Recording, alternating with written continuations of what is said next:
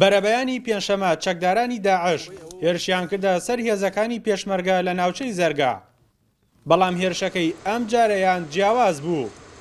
ئەوژات و قەڕەمووینا خۆیان گوم کردوێ، بەڵام بە دۆشکەیش هەر لێیانماندا چەندین برینداران لێرە بەجێمە دوای گەڕانەوە بردیانە خوێنەکانی هەموو ڕژاوە.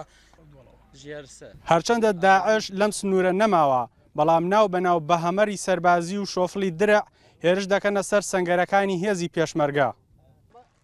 چەکدارانی داعش سەرەتا بۆمبی چێنراویان لەسەر ڕێگا سەرەکیەکانی پێشمەرگە دانابوو، دواتر لە سەرجەم قۆڵەکانی میحۆرەکەوە هێرشیان کردە سەر پێشمەرگە و 4 کاتژمێر شەڕ و پێکادان بەردەوام بوو.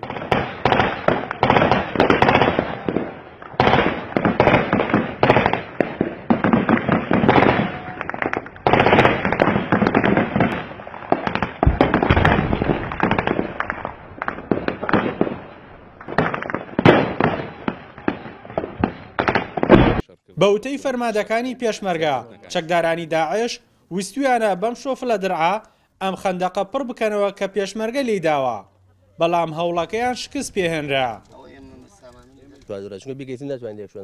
شۆفلێکیان هاو لە پێشەوە شۆفلەکان لیا بوو لە بینی ساتەکان ئەمە ساتم هەڵکردووە لە بەرۆی سیاران نێت ئەم دیوە شۆفلێکی هینیان ناوردوە درع کە هاتەوێ ئێمەش یەکسەر فۆجی خۆمان لێوە نزیک بوو ئاگادارمان کرد لیان دا و تێکیان شکان هینەکە شۆفلەکە ئیتر 4-5 هەمەریشان هەبوو لەم ناوە هەروە هێزی مەشادیشان هاتە ناوە ئەو بوو ساتەکانیشان بەزاند هاتە ناوە بە تەقە و هەتا سەعات دەوری 6 بەیانی ئەمە مقاومەمان کرد.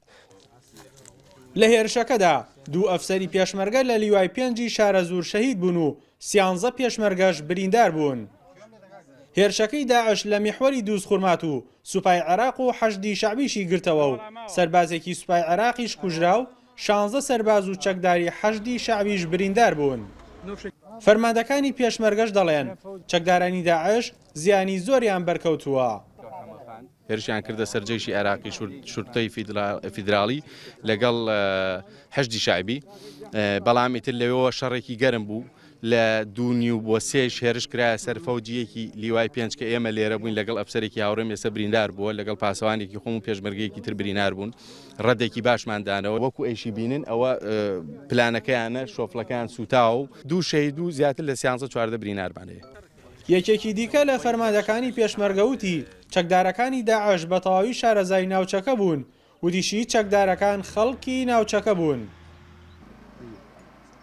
دیارە چەند جارێکە زوو داعش هێرشێنێ بۆم ناوە ئەویش بەپێی ئەو زانیاریانەی کە هەمانە ئەو داعشانە خەڵقی ناوچەکەن شارەزایەکی تەواویان هەیە چونکی بەردەوام دێن عوبە دادەنێن هێرشەکەنە سەر سەنگەرەکانی پێشمەرگە.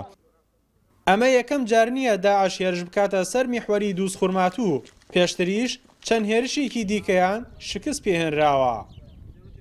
داعش لە چەند خۆڵێکەوە هێرشی کردە سەر سەنگەرەکانی پێشمەرگە لە ناوچەی زەرگا. سەرەتای هێرشەکەی داعشیش لێرەوە بوو. سڕڕای ئەو هێرشە فراوانی داعش بەڵام لەلایەن هێزی پێشمەرگەی کوردستانەوە سەرجەم هێرشەکان تێکشکێندان. ئارام بەختیار هێنارتی، ناوچەی زەرگا میحوەری دووسخورمات و